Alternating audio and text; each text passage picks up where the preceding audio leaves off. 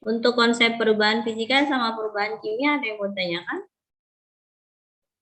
Jadi saya harap nanti kalau ada contoh-contoh lebih bisa menjawab nanti gitu ya. Jadi kayak kayu melapuk, kayu dibakar, terus besi apa namanya? Oh kalau besi bakar ya, dia tetap besi, cuman penampakannya udah aneh gitu ya, ada bintik-bintik kuningnya gitu kan ya.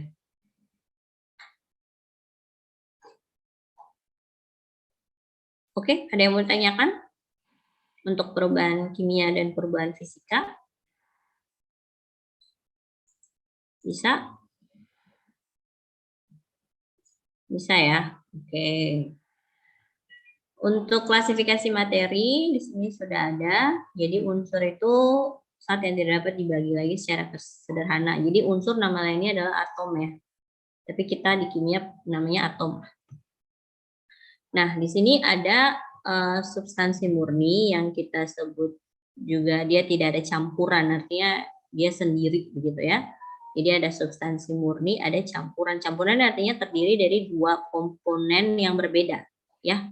Jadi kalau substansi murni terdiri bisa juga dari atom dan juga molekul. Di sini bahasanya unsur dan senyawa itu untuk membedakan keduanya. Jadi kalau unsur itu kan atom ya. Jadi oksigen sendiri, hidrogen sendiri, terus natrium sendiri gitu. Sendiri-sendiri atomnya sesuai dengan posisinya di tabel periodik. Nah, kalau senyawa atau molekul itu gabungan dari atom-atom. Jadi seperti H2O, H2, O2 ya. Jadi jangan menyangka bahwa oksigen yang kita hirup itu cuma O saja. Tidak, yang kita hirup itu O2. Sudah dalam bentuk senyawa atau molekul ya. Terus kenapa O2 Ibu? Ya karena O itu tidak bisa berdiri sendiri. Kalau kita hirup nanti kita bisa apa ya? Mungkin bisa gennya bisa berubah atau mungkin dia bisa meledak di badan kita mungkin karena dia tidak stabil ya secara diri dia gitu kan. Dari awal saya sudah bilang bahwa atom yang tidak ditemukan sendiri, kan kalau natrium kita bisa temuin dia sendiri, dia ada di bebatuan atau di gabungan apalah di alam gitu. Tapi kalau oksigen kita tidak pernah menemukan dia O sendiri di uh, alam yang stabil ini gitu. Kalau kita hirup mungkin bisa gen kita apa sih kalau berubah itu ya? Gen kita bisa berubah gitu atau mungkin dia akan merusak kita begitulah. Makanya kenapa sinar UV itu sangat berbahaya karena dia tidak stabil karena energinya tinggi gitu ya. Kan sama ya kayak orang gitu belum punya pasangan itu marah-marah tiap hari gitu ya. Kalau udah punya pasangan itu kan pasti berbunga-bunga jadinya stabil gitu kan ya. Ya itu sama kayak atom sama molekul-molekul yang ada gitu. Kalau natrium kan mungkin dia hobinya jomblo gitu ya. Tapi kalau oksigen oh nggak bisa, saya nggak bisa hidup sendiri, saya harus punya teman ol sendiri lagi gitu. Jadi harus membentuk molekul. Nah itu konsepnya sama juga sama kayak manusia ya. Nah, ketika membentuk dari unsur atau atom menjadi molekul ataupun sebaliknya ada yang dinamakan reaksi kimia gitu ya. Jadi kalau unsur jadi molekul namanya reaksi asosiasi atau penggabungan ya.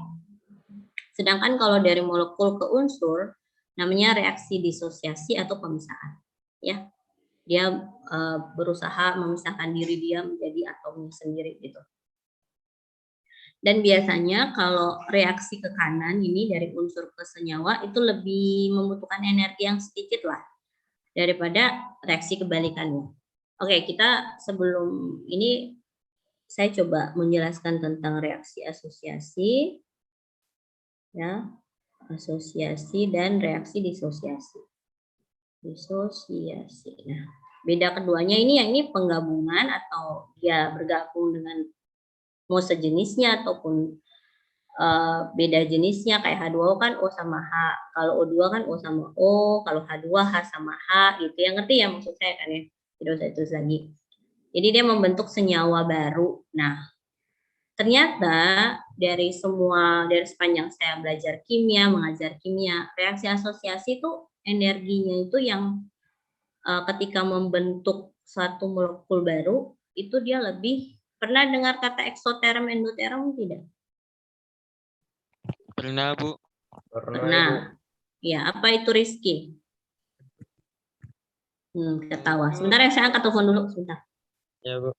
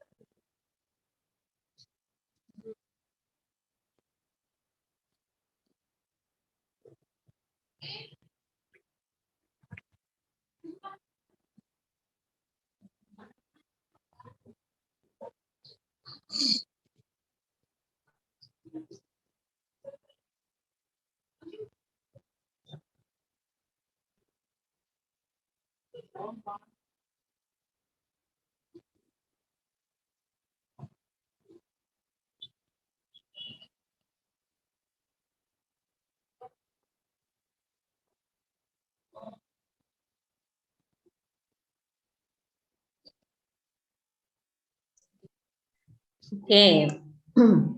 Tadi siapa? Rizky ya? Ya, Bu. Eksoterm endoterm apa? Kira-kira yang kalian pernah dengar apa aja lah menurut kalian? Kalau reaksi eksoterm itu reaksi yang menghasilkan kalor dari lingkungan ke sistem ya, Bu. Lingkungan ke sistem. Ya, sistem ke lingkungan, Bu. Kita Sistem ke iya mana yang benar ini? sistem ke lingkungan, Bu. Sistem ke lingkungan. Jadi nanti suhunya meningkat atau meningkat suhu di luar di lingkungan lebih tinggi atau sistemnya?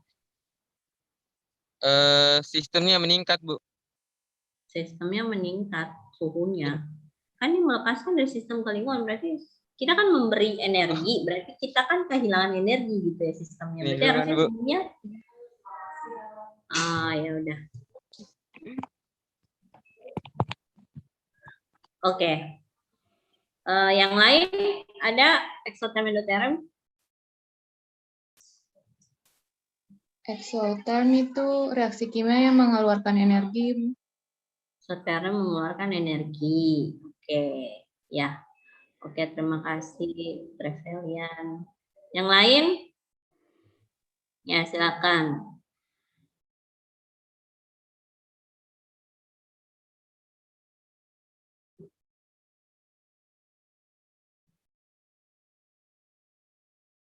Apa tadi eksoterm? Oh, eksoterm. Lingkungan, ya.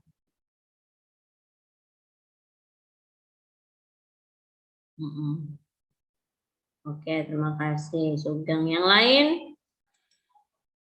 Ada yang mau bicara lagi? Ya, silakan. Rengki ya. Rengki. Oke, Bu. Tidak Ya, ada, Bu. bicara. Salah tekan nih, salah tekan. Oh, perhatikan saja. Oke. Jadi yang disebutkan semua tadi benar ya, tapi biar konsepnya lebih sederhana, endoterm itu dia menyerap energi ya. Jadi dia ya menyerap energi lah. Kalau eksoterm melepaskan energi. Itu aja lah, biar nggak ribet pikirnya dari sistem ke lingkungan. Udah, yang penting kalau endo dia serap energi ke dalam, sedangkan ekso itu dia melepaskannya. Jadi kalau misalnya reaksi eksoterm, kita jadi terasa hangat gitu ya. Jadi lebih suhu di lingkungan lebih tinggi, sedangkan kalau endoterm suhu lingkungannya lebih rendah. Ya, jadi kayak misalnya kita apa ya? Kayak kalau di kimia sih kayak saya ngelarutin NaOH lah ya. NaOH saya campur ke air itu biasanya airnya suhunya normal gitu. Tiba-tiba pas dicampur NaOH jadinya panas aja gitu elemennya atau gelas kimianya gitu ya. Nah, di sini saya mau menyatakan tentang reaksi asosiasi dan disosiasi. Jadi kalau untuk reaksi asosiasi penggabungan itu biasanya reaksinya endoterm apa eksoterm? Menurut kalian? Reaksi pembentukan senyawa lah. Jadi kayak penggabungan something dengan something gitu. Atau atom dan atom menyatu jadi molekul itu biasa reaksi endoterm atau eksoterm? Endoterm, Ibu. Safril ya. Yang jawab siapa? Safril. Ya, Ibu. Iya. Kenapa endoterm? Kan endoterm tadi reaksi yang gimana? Yang menyerap atau yang melepaskan? Menyerap energi. Oh, menyerap. Ya. Oke. Yang lain? Sepaham dengan Safril?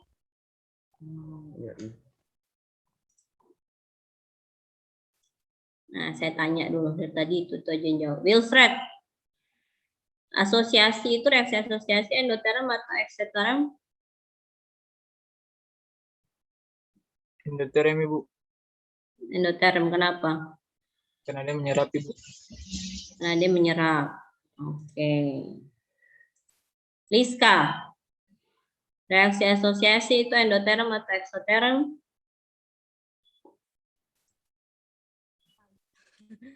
Eksoterm, Ibu. Kenapa eksoterm? Karena dia mengeluarkan panas. Kenapa? Karena dia mengeluarkan panas. Kamu suaranya kecil sekali, Liska. Kenapa? Karena dia apa? Karena dia mengeluarkan energi. Mengeluarkan energi. Oke. Siapa lagi? Saya belum pernah panggil siapa ya. Sebentar.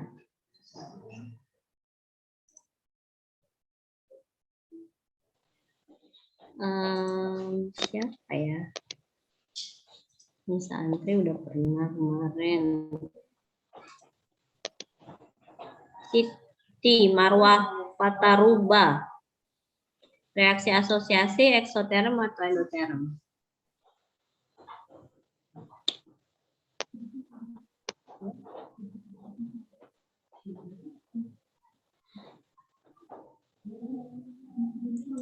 Siti?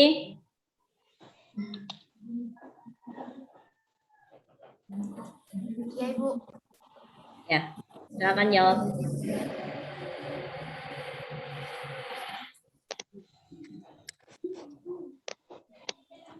Maaf, Ibu, kurang dengar, Ibu, suara motor berisik. Ya, reaksi asosiasi itu reaksi endoterm atau eksoterm? Reaksi apa, Ibu? Reaksi asosiasi. Reaksi endoterm, Ibu. Reaksi Endoterm, apa? Ibu. Apa endoterm? Tidak ada reaksi endoterm.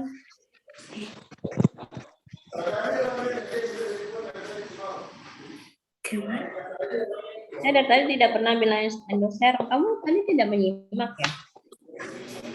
Suara motor, Ibu, kurang jelas. Berisik, Ibu, maaf.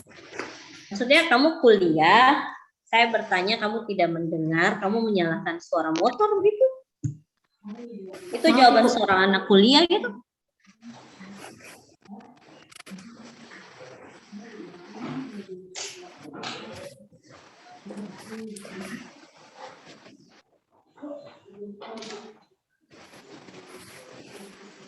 Siti, Iya, Ibu. jawabnya yang benar. Reaksi apa?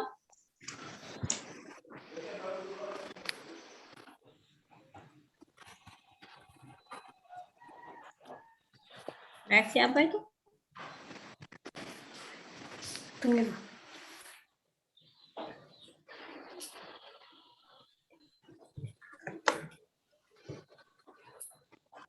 Nah, sudah kita lanjut dari situ, nyuruh saya nunggu lagi ya.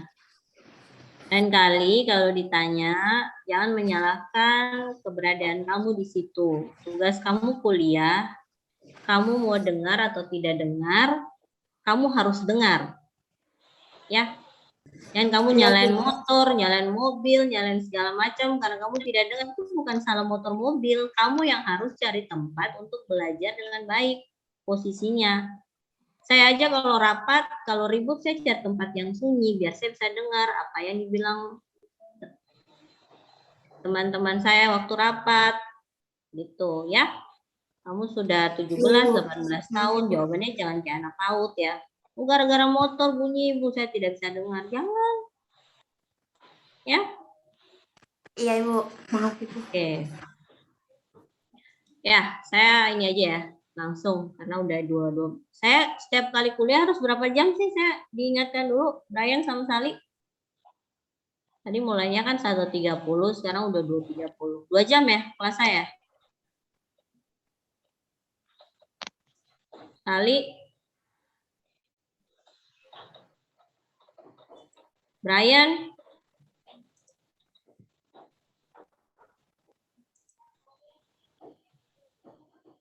Yang lain? 1 jam 40 menit, Bu. 1 jam 40 menit. Berarti jam 3 lewat 10 menit ya? Baru saya selesai. Iya, Ibu. Oke. Nah, untuk perbedaan reaksi asosiasi dan disosiasi, terima kasih untuk semua yang sudah menjawab ya. Memang jawabannya ya jawaban anak yang transisi SMA ke kuliah lah. Tapi terima kasih sudah menjawab. Jadi kan reaksi asosiasi itu penggabungan. Saya ngambil ini dulu lah analogi ya, biar kalian bisa bedain asosiasi sama disosiasi. Kalau manusia itu dia mau menikah gitu ya, kayak kita kan hidup masih jadi anak, tanggungan orang tua, dan kita masih sendiri gitu. Mungkin pacaran tapi kan cuman SMS, WA, teleponan dan segala macam gitu kan ya. Itu kita masih sendiri. Nah, ketika kita sudah memutuskan untuk berumah tangga, misalnya menikah, itu kan berarti dalam hubungan itu ada hal yang dikompromis, harus ada didiskusikan ya. Ya kalian sudah di tahap dewasa, kalian sudah mengerti lah hal gitu ya. Jadi ketika kamu sudah menikah, itu ada hal-hal yang mesti dikorbankan untuk dilepaskan. Ya, contohnya misalnya Brian mau menikah dengan pacarnya misalnya ya. Dia pacarnya tidak suka Brian ngorok misalnya. Kan sudah sekamar nih ceritanya kan ya. Dia tidak suka Brian, dia menggarong lah ya, saya suka. Itu kan berarti Brian harus berusaha untuk tidak mengorok misalnya begitu kan ya.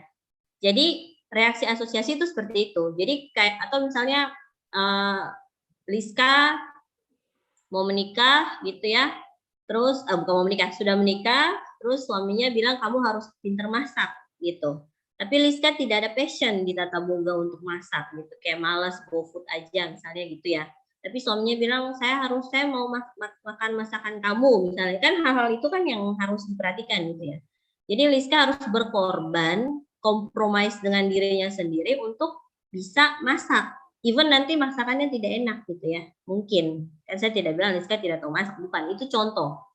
Jadi reaksi asosiasi itu pasti dia melepaskan sesuatu yang besar gitu.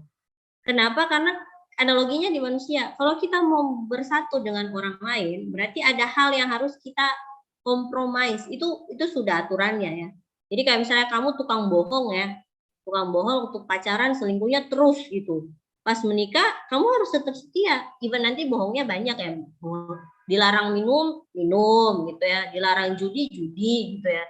Maksudnya itulah manusia kan gitu. Jadi biar kalian ngerti, ini konsep buat mengerti bukan buat diketawain ya, maksudnya buat mengerti.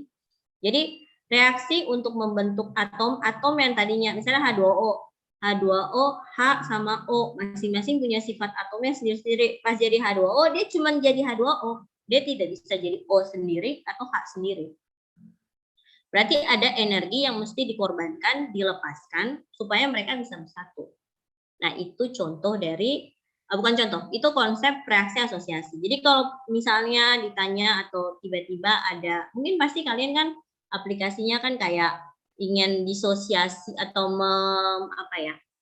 menguraikan. Kalau TGL kan kayak batu-batu dicari tahu ya kandungannya apa gitu. Jadi pas batu mau dipilah-pilah jadi misalnya kandungan apa sama apa, ya kalian harus tahu bahwa ketika mau memisahkan sesuatu yang sudah terjadi dalam satu campuran, berarti kalau dia cuma terikat secara fisikal itu cuma pakai paling suhu, tekanan, dihancurin, selesai. Tapi kalau mau ngepisahin dia secara kimiawi, berarti kalian harus butuh energi yang besar.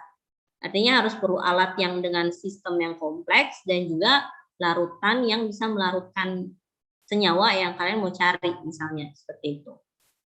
Itu konsepnya ya. Jadi di mana-mana ketika ingin bersatu, ada yang harus dikorbankan gitu. Ya. Oke, saya rasa kalau analogi itu semua masuk gampang lah. Kalau di analoginya saya ngambil hubungan manusia pasti gampang. Nah, untuk reaksi disosiasi itu kebalikannya. Jadi kayak misalnya gini contoh, siapa ya, Krisnais lagi pacaran sama si A misalnya gitulah ya. Dia tidak nyaman karena dibohongi terus misalnya, mau putus gitu kan ya. Kan disosiasi kan putus ya. Kita mau memisahkan diri dari sesuatu yang sudah attach ke kita, udah berhubungan dengan kita udah lama. Nah, berarti kita akan menyerap banyak energi. Artinya kita akan perlu pertimbangan, beta masih cinta, tapi beta saya suka dia begini. Gitu kan ada hal-hal seperti itu kan ya. Yang kayak kalau kita mau memisahkan dia dengan orang pasti ada pertimbangan yang berat gitu karena harus berpisah gitu. Sama kayak molekul. Ketika dia harus dipaksa untuk berpisah, berarti dia harus menyerap energi yang banyak gitu. Jadi istilah kalau manusianya stres gitu ya, melo gitu, main melo seminggu 2 minggu sebelum putus gitu. Pas udah stabil ya udah langsung lepas gitu. Nah, sama kayak molekul sama atom. Ketika kita paksa H2O berubah menjadi H2 dan O2 sendiri, itu kita butuh energi yang sangat besar. Dan dia tuh reaksinya eksplosif ya, artinya dia akan menyerap energi yang cukup besar kalau sistemnya tidak stable, tidak stabil untuk memisahkan mereka berdua, itu H sama O, bisa meledak sistem itu. Itu yang saya pelajari. Jadi makanya kenapa kita belum bisa memisahkan H2 dan O2 secara gampang untuk menjadi alternatif energi. Kan biasanya kan dulu kan kalau kalian pernah dengar tuh ada ilmuwan dari ITS apa dari Unair atau dari mana gitu. Pokoknya di daerah Surabaya atau Jogja. Saya lupa lah di Jawa gitu. Yang zamannya Presiden SBY itu kan. Dia bilang bahwa dia punya mesin yang bisa membangkitkan mobil bahan bakarnya air gitu. Jadi dia pakai konsep kita pisahin H2 sama O2, nanti H2-nya buat yang ngasih energi untuk si mobilnya buat jalan, tapi ternyata nggak bisa. Kamu coba-coba bikin itu di mobil kamu belum starter lagi udah meledak gitu. Nah itu konsepnya, karena kita harus separating molekul itu susah gitu. Apalagi kalau yang stabil kayak H2O, kamu mau pisah jadi H2 sama O2 itu jangan main-main gitu. Jadi karena perpisahan itu selalu menyakitkan, berarti endotermnya pasti energinya besar. Pasti dia endoterm dan energinya besar. Nah itu, biar kalian paham konsepnya ya. Biar nanti kalau ditanya lagi entah di kelas mana atau mungkin ada analogi-analogi yang mirip ya ngerti. Jadi ternyata tuh kita manusia, kita belajar kimia itu ternyata kita punya perilaku mirip atom, mirip elektron. Mirip sekali. Kenapa begitu? Ya karena kita kan tersusun atas molekul yang banyak dan di setiap molekul itu ada atom, dalam atom itu ada elektron. Jadi sifat kita mengikuti itu ternyata gitu. Seperti itu. Nah, ini buat nambah-nambah ilmu aja gitu kan. Saya kemarin baca-baca tentang penyakit kanker gitu kan ya. Nah, penyakit kanker itu kan dia terjadi karena urutan DNA asam amino di DNA setiap sel kita tuh translate-nya beda. Kan waktu kita tiap hari itu kan ada sel kita yang mati dan ada sel kita yang hidup kan ya. Ini yang termoisto aja lah, supaya kita tuh jangan terlalu apa ya, jangan merasa ya ilmu pengetahuan itu penting, semuanya penting, tapi kita harus memahami segala sesuatu yang di dunia ini ya. Jadi itu berupa konsep, bukan hafalan ya. Jadi kan kita tiap kali dalam hari itu kan ada umur sel kan. Sel kita tuh ada terdiri dari untaian DNA. Nah, setiap DNA itu ada asam amino penyusunnya ya. Pernah dengar ya yang AG, UT gitu nanti ya, yang susunannya AAG, UUT. Dulu kan waktu pas mau lulus SMA kan disuruh ngafal itu ya. Jadi kayak nanti dia transkripsi gimana, replikasinya gimana dan segala macam gitu kan ya di biologi. Nah, ketika satu sel mati dan dia mau jadi sel baru, itu kan ada apa istilahnya kayak translate gitu dari sel lama ke sel baru. Nah, kalau sel baru itu ketukar aja satu susunan asam aminonya ya. Misalnya saya ngambil contoh di sini, misalnya urutannya itu kan harusnya AAG gitu ya. AAG gitu. Nah, pas sel baru muncul itu pas dia translate ke bahasa asam amino yang baru, tiba-tiba pas translate itu dia berubah gitu. Aduh, saya gimana maksudnya? Misalnya dia mau berubah, dia berubahnya jadi AGA. Nah, ini yang menyebabkan misalnya kita kita bisa tiba-tiba pusing, kita sakitnya tuh kayak bukan sakit virus lah, jadi kayak sakit karena tiba-tiba kayak pusing, kayak tidak sesuai dengan kebiasaan kita, kayak bangun kita bisa mikir kayak ada sesuatu yang berbeda dalam diri kita ya, bisa dianggap sebagai penyakit juga tapi tidak parah. Nah, cancer itu dia terbentuk ketika di translate itu ada asam amino yang hilang. Jadi misalnya pas di translate cuma ada AA, G-nya hilang gitu. Nah, G-nya hilang, berarti nanti pas translate berikut lagi, G-nya udah tidak direcognize, tidak disadari. Makanya nanti pertumbuhannya tuh beda dengan sel yang seharusnya. Gitu. Ya. Jadi itu intermezzo aja lah biar kalian paham bahwa ternyata tuh perilaku tubuh kita dan setiap kegiatan kita sehari-hari itu ternyata kimia itu bukan saya bilang kimia ya, semuanya tuh mengikuti kebiasaan dari atom maupun elektron yang ada dalam atom gitu ya. Oke.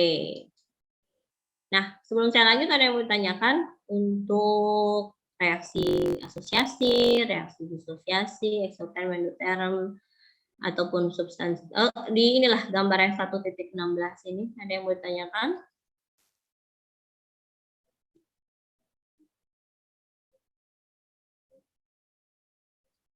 Tidak ada? Oke, saya lanjut saja ya. Untuk campuran, itu ada campuran homogen dan campuran heterogen. Campuran homogen itu nama lainnya apa? Larutan. Sedangkan ini suspensi ya. Jadi ini contohnya kayak kalian ngarutin garam dalam air, larutan garam. Gitu kan dia satu phase ya, satu fasa gitu. Sedangkan untuk campuran heterogen, itu kayak kalian campur minyak sama air. Jadi kelihatan batasnya minyaknya seberapa, airnya seberapa, atau nyampur pasir sama pasir sama semen tapi nggak dikasih air gitu. Jadi kan ada kayak batas gitu ya. Jadi kayak misalnya saya taruh pasir di bawah, terus semen di atas, kan kelihatan kerikilnya di bawah, semennya kan di atas gitu, maksudnya gitu. Itulah ya. Oke, untuk pemisahan fisika itu terjadi ketika campuran ini dipisahkan menjadi substansi murni. Jadi ada pemisahan fisika seperti suhunya dinaikkan, kita belah-belah gitu pakai apa gitulah, atau kita saring. Nah itu pemisahan fisika. Itu kalau satu fase cairan kayak air sama minyak, ya kita tinggal tumpahin minyak dulu baru air atau sebaliknya biar tidak saling menyatu gitu. Sedangkan kalau untuk berubah menjadi dari unsur ke senyawa ada reaksi kimia, ada reaksi asosiasi dan juga disosiasi. Ada juga reaksi lain tapi konsep yang paling penting adalah karena dia dari unsur atau atom ke molekul, berarti reaksinya itu pasti endoterm dan asosiasi dan disosiasi yang akan menerapkan dua hal ini, endoterm dan eksoterm. Oke? Ada yang mau ditanyakan? Nah, di sini disebutkan dua fenomena yang merupakan sifat fisik dan kimia.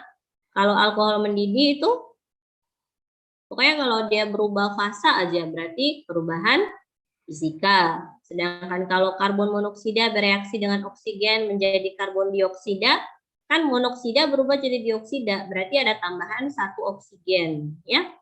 Berarti reaksi itu adalah perubahan kimia, ya. Biar tidak ini.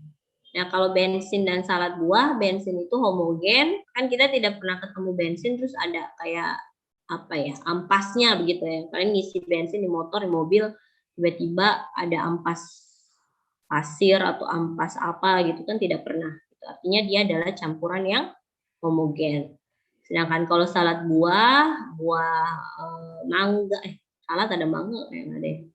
Ada buah apel campur semangka, dicampur jelly, dicampur apa, dia menjadi dirinya sendiri dan dia bisa dipisahkan gitu. Ya.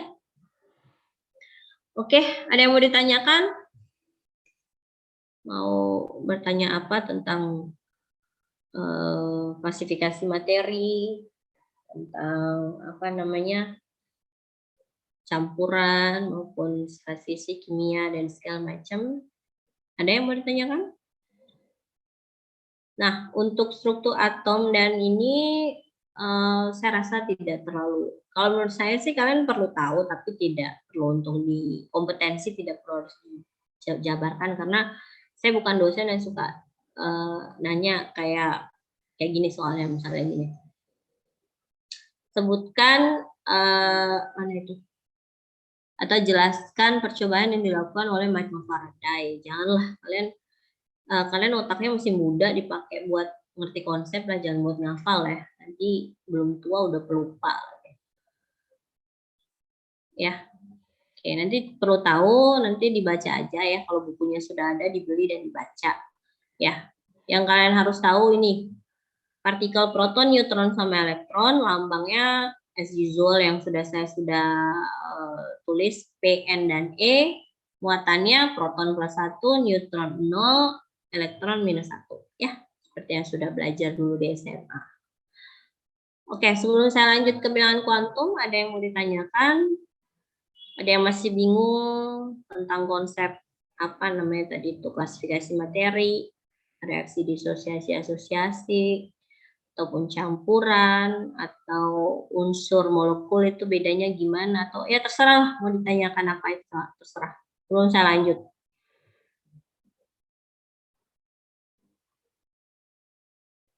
Ada yang mau ditanyakan?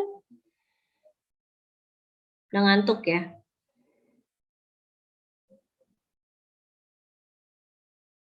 Udah ngantuk semua?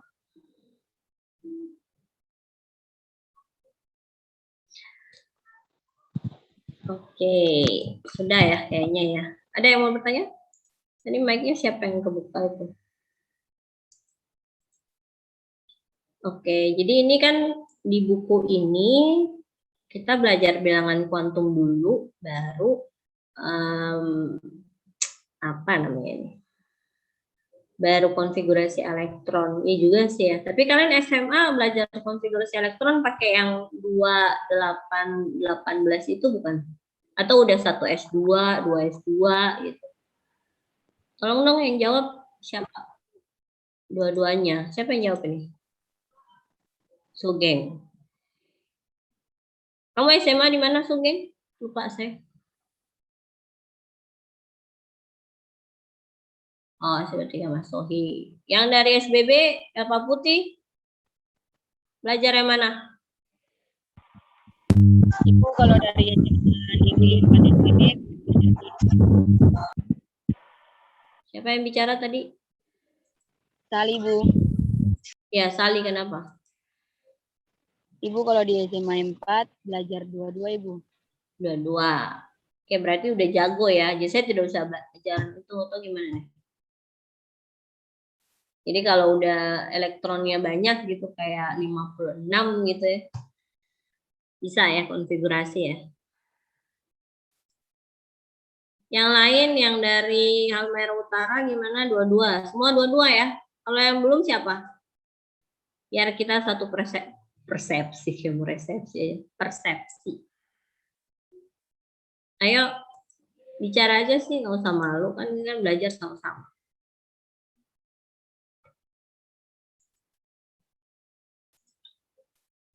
Yang dari Alpha Putih siapa kemarin? Dan dari MBD belajarnya sama atau gimana?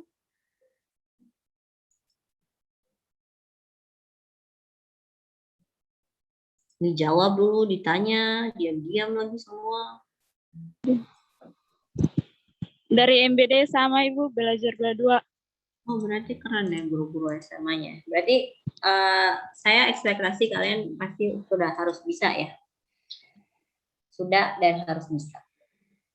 Oke, jadi kita skip konfigurasi dulu. Kita masuk ke mengenal bilangan kuantum. Nah, kemarin itu kan kita sampai ke teori atom yang mekanika kuantum itu ya.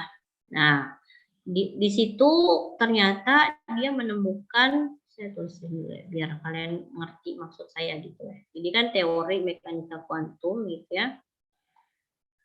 Ini kok tulisan saya jelek ya, mekanika kuantum. Nah, ujung-ujungnya dia ingin berbicara mengenai orbital gitu ya.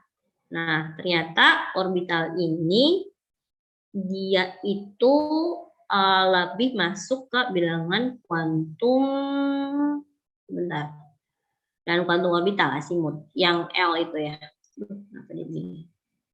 Tapi waktu penyelesaian persamaan itu dia menghasilkan 4 bilangan kuantum ini. Jadi dia menghasilkan bilangan kuantum utama, bilangan kuantum orbital, bilangan kuantum magnetik, dan bilangan kuantum spin. Ya, kalau spin itu gampang, cuman ada 2, plus setengah sama minus setengah. Itulah ya, pasti kalian juga sudah tahu. Nah, kalau untuk bilangan kuantum orbital dulu lah ya, orbital. Jadi biar saya kasih info aja, jadi pas menurunkan persamaan itu, kan orbitalnya tuh bentuknya kayak gini, kayak psi, n, l, m, gitu ya. Ikut aja lah, nggak usah terlalu memusingkan lah apa bentuk-bentuknya. Yang penting ya itu orbitalnya persamanya psi itu lambangnya kayak kaki 3 gini lah ya, gitulah. Psi, n, l, m.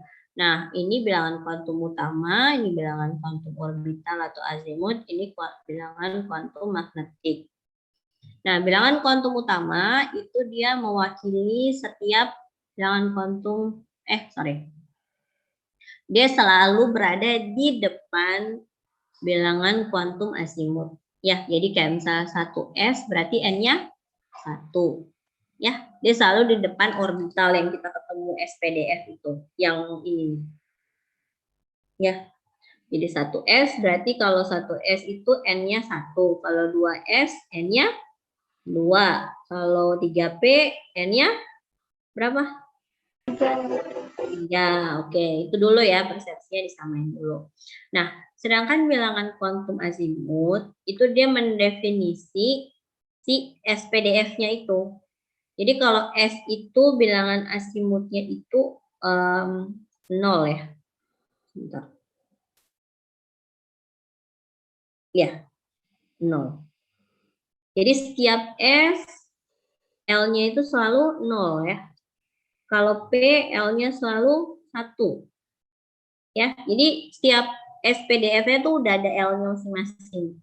Bisa ya. Jadi kalau bilangan kuantum utama itu dia atau N itu dia melekat di orbital, di depan orbital. Jadi kalau 1S N-nya 1. Kalau 2S N-nya 2. Kalau 4F N-nya berapa? N-nya berapa? 4. Ya, pokoknya yang sebelum SPDF itu bilangan kuantum utama. Sedangkan bilangan kuantum orbital atau asimut itu dia nilainya sudah tetap per SPDF itu. Maksudnya S itu selalu L-nya 0, selalu ya, tidak pernah berubah. S itu L-nya 0, P-nya itu L-nya selalu 1, D itu L-nya selalu 2. Ya, kemudian F itu L-nya selalu 3. Sorry. 3. Itu sudah pasti. Jadi nggak usah mikir yang banyak. Yang penting yang melekat dengan SPDF itu N sebelum SPDF-nya. Nah, kalau S itu sendiri selalu didefinisikan 0, P didefinisikan 1 untuk bilangan asimutnya, D selalu 2, F selalu 3. Ya, itu dulu. Nah, untuk bilangan quantum spin dia magnetik, dia cuma plus minus dari si L tadi. Jadi kan kalau S itu dia selalu L-nya 0, berarti M-nya itu pasti 0 karena nggak ada minus plus 0. Ya. Jadi M itu selalu plus minus dari nilai L. Itu saja, nggak usah banyak pikir aneh-aneh gitu ya. Plus minus, jadi M itu selalu plus minus, selalu plus dan minus dari L. Ya. Jadi paling kalau 1 berarti minus 1, 0, plus 1. Kalau 2 plus minus berarti minus 2, minus 1, 0, 1, 2 gitu. Ya, jadi range-nya itu plus minus L-nya. Ya. Oke, sedangkan spin itu dia terlepas dari segala sesuatu, dia hanya tergantung dari arah dari tanda panah si elektron kalian. Jadi kalau dia tanda panahnya naik seperti ini gitu ya, berarti dia plus setengah. Kalau dia turun dia minus setengah. Oke? Bisa? Bisa lah. Oke, kita misalnya contoh ini dulu lah yang ada di sini, tapi kita contoh sendiri. Saya dipanggil siapa yang kerja. Oke. Jadi misalnya tentukan bilangan kuantum untuk elektron terakhir. Elektron terakhir berarti elektron yang ditulis terakhir ya. Kan biasa kan ada aturannya tuh nulisnya gitu. Misalnya kita mulai dari ini udah jawabannya, tapi saya mau jabarin cara mencarinya gitu. Ini udah jawabannya, tinggal jawab gampang, tapi menjelaskannya itu susah. Nah, misalnya saya ngambil 3S1. Nah, 3S1 ini 3S1 tuh kan N-nya berapa ini? Yang ini, N-nya berapa? 3. N-nya 3. L-nya karena S berarti dia 2. dia 0. Karena saya udah bilang S itu di mana-mana L-nya 0. Nah, karena L-nya 0 berarti M-nya berapa? 1. No. M itu plus minus L. Berarti kalau L-nya 0, nggak ada plus minus 0. Berarti M-nya cuma 0. Iya, gitu. Biar sama persepsi. Nah, biasanya untuk S itu selalu kita harus gambar gitu lah ya. Nah, S itu karena L-nya 0, berarti, sorry. S-nya 0 lagi. Sebentar. Sabar, saya belum jelaskan sampai ke. Oh iya. Nah, gini. Biar konsepnya sama ya. Nah, kan kita dulu belajar kamar-kamar ya waktu SMA itu. Kalau S itu kamarnya 1, terus P kamarnya 3 gitu ya. Ya. Terus D kamarnya 5 gitu. Nah, sebenarnya itu jumlah kamarnya itu ditentukan dari M-nya. M ya, M yang saya tahu M. Oke, M-nya. Bilangan bukan magnetik ya. Karena bilangannya cuma 0, berarti kan itu juga bilangannya. Jadi satu bilangan 0, berarti nanti kamarnya cuma 1 ya. Bilangannya cuma 1 dan dia 0. Ya. Sedangkan misalnya saya ngambil contoh, kalau misalnya 2P lah ya, 2P, berarti N-nya berapa? 2, kan? N-nya 2 yang melekat dengan SPD yang kiri kan N. Terus L-nya itu lihat dari jenisnya. Ini P, berarti L-nya 1. Kan ya? Nah, M-nya itu ada plus minus 1. Berarti kita jabarin ada plus 1, ada 0, ada minus 1. Berarti ada 3 bilangan, berarti ada 3 kamar. Ya? Begitu ya. Jadi kalau misalnya M-nya 0, berarti kamarnya berapa? Bukan tidak ada. Kamarnya ada. Itu 1 karena nilainya 0. 0 dianggap satu bilangan gitu. Ya. Nah, yang di atas nih.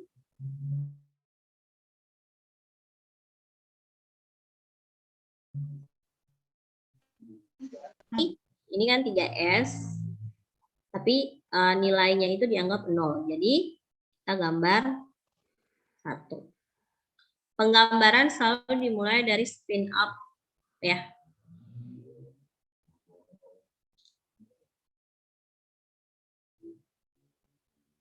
Lalu dari spin up.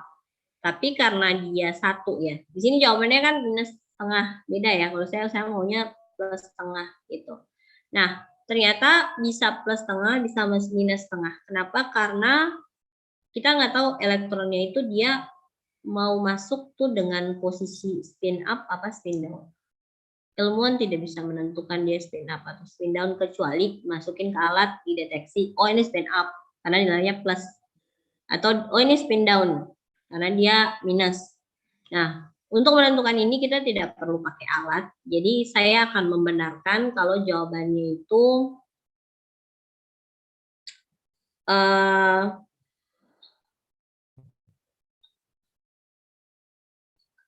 jawabannya itu ini kayaknya jawabannya salah deh yang ini. Nanti saya ini ya, saya cek lagi. Tapi ini jawabannya salah sama saya.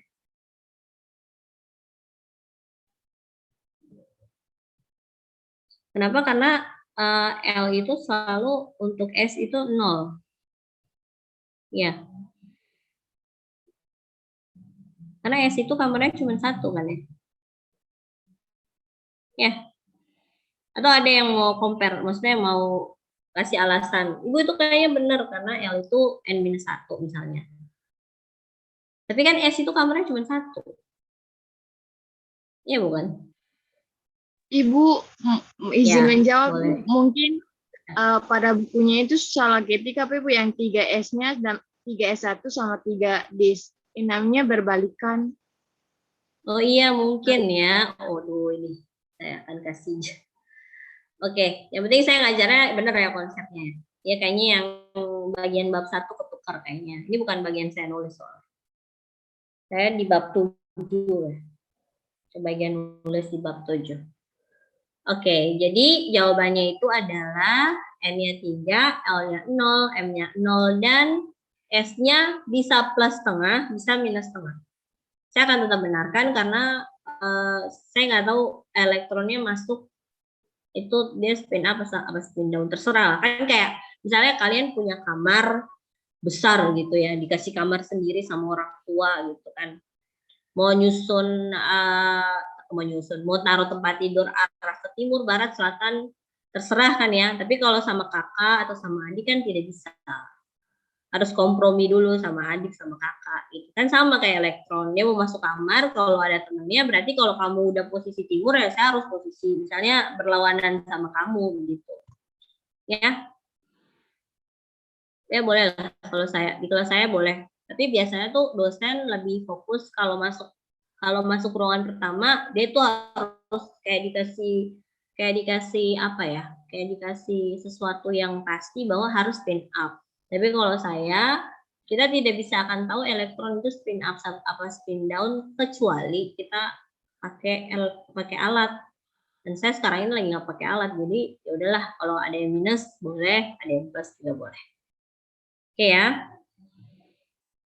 Sampai di sini ada yang belum paham, masih bingung. Aduh Ibu, saya belum paham itu kenapa tulisannya 3S lalu ada pangkat 1. Ingat ya, yang pangkat itu bukan dia dipangkatkan 1, bukan dipangkatkan 6, tapi itu adalah jumlah elektron yang harus kamu masukkan di dalam ruang kamar yang sesuai. Bisa ya?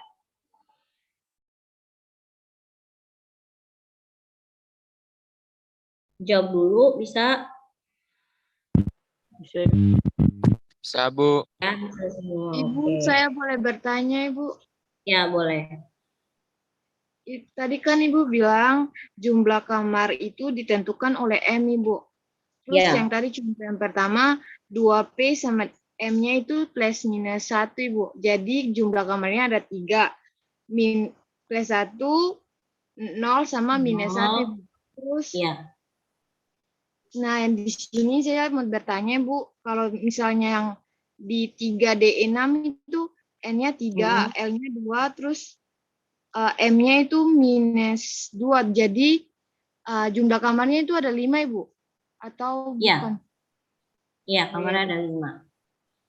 Oh ya, Bu, makasih, Bu. Iya. Yang lain, jangan tanya yang belum saya bahas dulu. Yang saya sudah bahas aja dulu.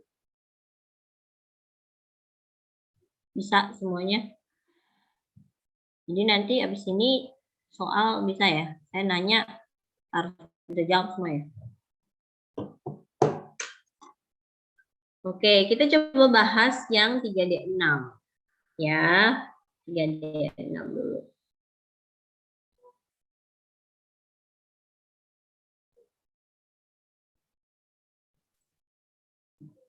Terus mana lagi pengen saya? Oke, 3D6. Nah, kayak tadi gitu ya, 3D6. Ini selalu mewakili N. Berarti N-nya berapa? 3. Ya, kemudian L-nya 2, Ibu. 2. karena dia selalu 2. Ya, kalau P selalu 1, S selalu 0. Itu aja lah cara ini. Kemudian M-nya Minus 2. Plus minus 2. plus minus 2 dulu. Plus minus 2 dulu. Sebentar. Plus minus 2. Nah, berarti kita harus menggambar dia dalam kamar. Kamarnya kan 5 tuh. 5 ya. 1, 2, 3, 4, 5 gitu ya. Nah, biasa tuh plus 2-nya tuh di sebelah kiri gitu. Plus 2, plus 1, 0, minus 1, minus 2 gitu. Nah, kita masukkan 6 elektron ke dalam 5 ruangan. Oh, ini berarti kalau dia gambarnya. Sebentar, saya lihat buku ya. Biar kita satu persepsi sama buku ini aja dulu. M-nya itu, oke kita pakai ini. Berarti saya gambarnya salah. Kita pakai ini. Sesuai arah bilangan ya. Tahu ya, kalau sebelah kiri kan minus, tengah 0, kanan plus. Ya, sesuai Kartesius lah. Biar konsepnya jangan beda lagi. Saya di sini minus 2, minus 1, 0, plus 1, plus 2. Ya. Untuk khusus untuk bilangan kuantum, cara gambar ruangan itu sebelah kiri selalu minus, tengah 0, kanan plus ya. Tadi saya kebalik. Oke. Di sini ada 6 elektron ya. Jangan lupa pangkatnya itu artinya jumlah elektron. Nah, di sini ada 6. Cara gambarnya kan dari dulu SMA, guru selalu bilang ketika menggambar, karena dia sudah lebih dari 1 elektron untuk 5 kamar, berarti yang masuk duluan harus spin up. Ya, harus plus setengah ya. Dan semuanya terisi setengah dulu, baru ngisi yang baru. Jadi kan ada 6 ya, geser gambar ya. 1, 2, 3, 4, 5. Nah, 6 yang tadi itu kita masukin lagi di ruangan yang sebelumnya. Tapi spinnya harus down. Nah, itu dulu ya. Berarti sesuai soalnya, lihat soal ya, lihat soal. Tentukan keempat bilangan kuantum untuk elektron terakhir pada 3S1 dan 3D6. Elektron terakhir. Berarti yang jadi elektron terakhir itu mana? Minus 2, Ibu. No, bukan minus 2. Yang ke-6. Terakhir tuh berarti yang ke-6 ya. Berarti yang ini. Saya kasih tanda kuning nih, gitu ya. Jadi tergantung soal. Saya mau nanya, tentukan keempat bilangan kuantum untuk elektron ketiga. Nah, ketiga berarti yang mana? Yang ini. N di 0. Ya. Jadi cara gambarnya itu harus sesuai dengan aturan dan harus lihat soal. Saya mintanya elektron berapa? Suka-suka saya dong, saya punya soal gitu ya. Biasanya gitu. Nah, berarti karena ini elektron terakhir, Kita langsung dari soal itu kita tentukan S-nya, spin-nya, bilangan kuantum spin-nya. Bilangan kuantum spin-nya itu kenapa nih? Biru ya, Trisna. Bilangan kuantum spin-nya yang terakhir aja, biar nggak ribet gitu ya. Berarti dia spin down ya, berarti dia minus 1/2. setengah. Berarti bilangan kuantumnya N-nya 3, L-nya 2, M-nya minus 2, S-nya minus setengah. Oke, kalau untuk elektron keempat gimana? Ada yang mau jawab tidak? Elektron keempat dari N. Silakan. Di kamarnya +1 Ibu. Ya, maksudnya bilangan kuantum keempatnya. Berarti ada N-nya berapa? Elektron keempat. N-nya berapa? N-nya berapa? +1/2 Ibu. N-nya tetap 3, L-nya tetap 2, M-nya yang berubah +1, lalu S-nya plus 1/2. Keempat bilangan kuantum yang elektron ke-6 sama ke-4 sama tidak? Keempat-empatnya. Jadi N, L, M sama S-nya sama persis tidak? Untuk elektron ke-6 dan ke-4. Sama tidak?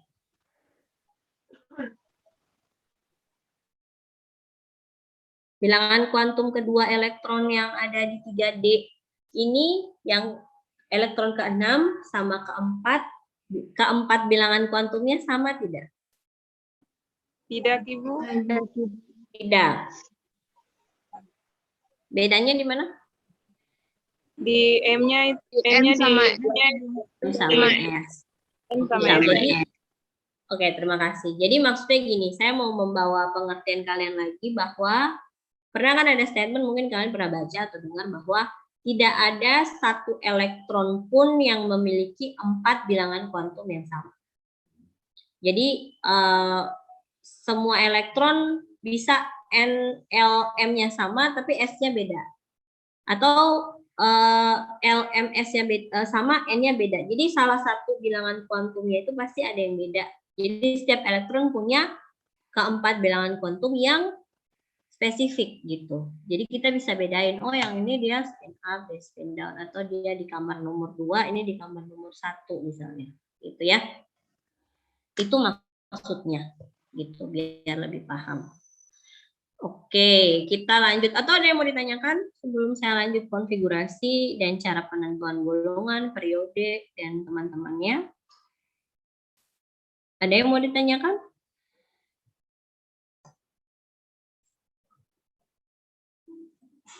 Ada yang mau ditanyakan?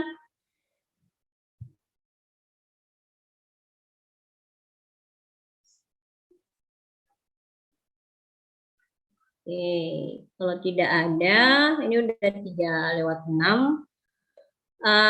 Nanti kita lanjut aja deh ya di pertemuan hari Selasa. Nanti saya cepet-cepetin lah buat ini, tapi kayaknya nggak bisa cepat lah. Berarti udahlah, nanti kita lihat lah. Jadi untuk kuliah hari ini sekian. Kalau tidak ada yang mau ditanyakan, absen dulu ya. Di link yang kemarin saya bagikan.